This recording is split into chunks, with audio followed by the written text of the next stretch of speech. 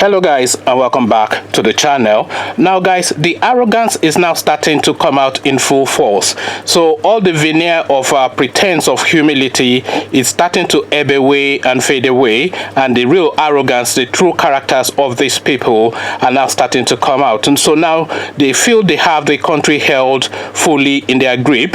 Now their true character is starting to come out. Who am I talking about? Of course, it's Madam Buhari and his merry band of chancellors, the cabal, and of course their wives and their relatives. So guys, I bring you this headline. Now I choose to be called First Lady Aisha Buhari. So you would remember Aisha Buhari has always pretended to be the voice of reason within the Buhari clannishness or whatever it is that they are doing there. She's always tried to put herself forward as the voice of reason, as the voice of the people, trying to puncture the goings on of the cabal and their criminality. But now that they feel that they have now gotten grip of the Nigerian state fully in a vice grip, all of their character is now coming out. So now the headline again, now I choose to be called First Lady Aisha Buhari. So that's the headline. Now let's go into the body of the story. The wife of the president, Aisha Buhari, says Nigeria can now address her as First Lady.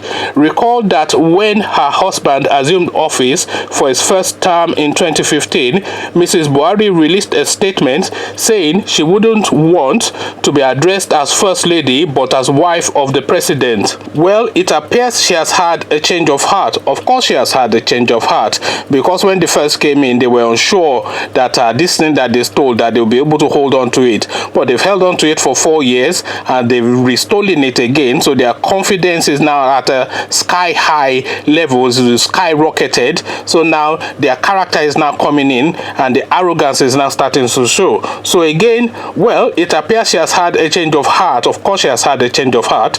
Whilst speaking at the presentation of awards to former and current wives of governors of the 36 states at the banquet hall of the presidential villa Abuja yesterday, Thursday, June 13, Mrs. Buhari said her decision to accept the title of First Lady was in order to resolve the issue of the title of wives of governors. When my husband was newly elected, I personally chose to be called wife of the president, but I realized that it causes confusion for the state as to whether the wives of the state governors are to be addressed as first ladies or wives of the governor. So forgive me for confusing you from the beginning, but now I chose, or I chose it, she said, but I choose, she should have said.